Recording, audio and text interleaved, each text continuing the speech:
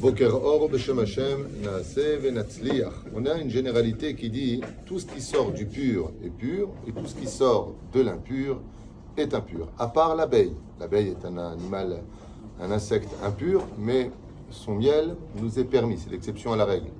Ainsi donc, tout ce qui sort de l'impur est impur. Le caviar n'est pas cachère, car il vient de l'esturgeon qui n'a pas d'écailles.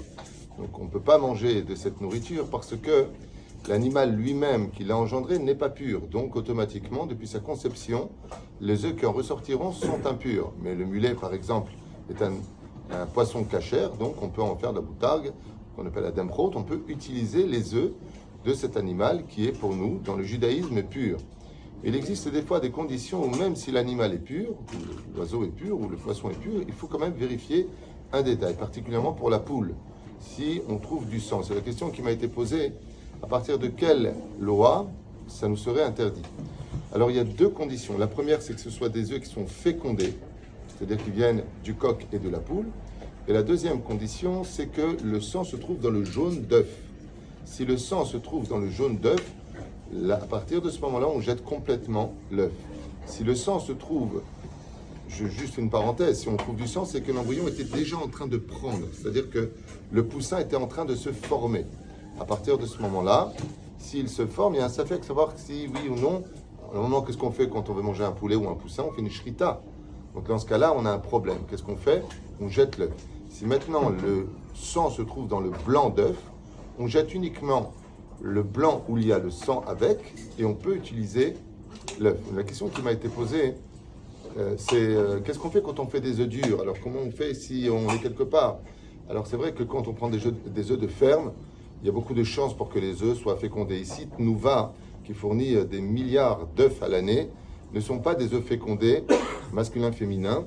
Ce sont des œufs pondus par les poules. En général, même si dans ce cas-là, ce n'est pas un œuf fécondé, même s'il y a du sang, on peut l'utiliser car c'est ça une tâche. Il n'y a pas de suite, il n'y a pas de semence de coq dedans. La reine, NBZBaya.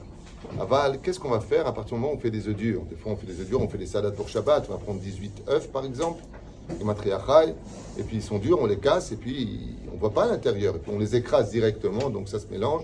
La mayonnaise, c'est très bon, mais ça fait grossir. Et résultat, Olchim les filles à robe. Étant donné que sur 10 œufs, on risquerait d'en trouver peut-être 1 ou 2, 3 maximum, où il y aurait peut-être une tache à l'intérieur sur le jaune d'œuf, en imaginant que ce ne soit pas des œufs fécondés. On va selon la majorité. Velachen, on est sommaire sur la majorité, on compte sur la majorité, et ce sera permis, malgré tout, de les avoir mangés, même si on ne les a pas vérifiés. Alors quelqu'un m'a dit, mais alors, et des œufs d'autruche? C'est vrai que ça ferait une économie au niveau un œuf, ça ferait pour 5 personnes, à mon avis. Le problème, c'est que l'autruche est un animal impur, et donc son œuf, vous l'avez bien compris, est impur. C'était juste un clin d'œil sur les lois des œufs. Est-ce qu'on peut ou pas, à partir du moment où il y a une tache de sang dessus, celui qui peut vérifier, ta la beracha, mais de façon générale, si tu manges un œuf dur, à partir de ce moment-là, tu es quitte de cette vérification, puisqu'on est sommaire sur le rove, sur la majorité des œufs, qui en général ne sont pas empreints de cette tache de sang sur le jaune d'œuf, qui est le icar. Okay? Comme on est sommaire sur le rove, est-ce qu'on est quand même chayav de vérifier les œufs, même si ce n'est pas des œufs durs? On est chayav quand même de tous les vérifier? À partir du moment où quelqu'un te dit va te faire cuire un œuf, donc là déjà c'est pas un œuf dur, tu casses l'œuf, tu vois sur cet œuf-là. Maintenant si c'est un œuf nouveau, en général c'est ce qu'on achète dans les supermarchés ici, donc il n'y a pas de problème.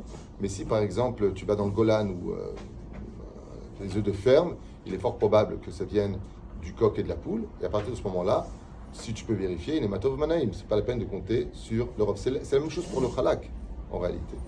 Le halak, on achète 1000 et khatrila depuis le début, une viande dont les poumons sont sains, sont lisses, et on n'est pas sommaire sur le rov, qui est ce que fait la Rabbanou Tarashi, les Israël.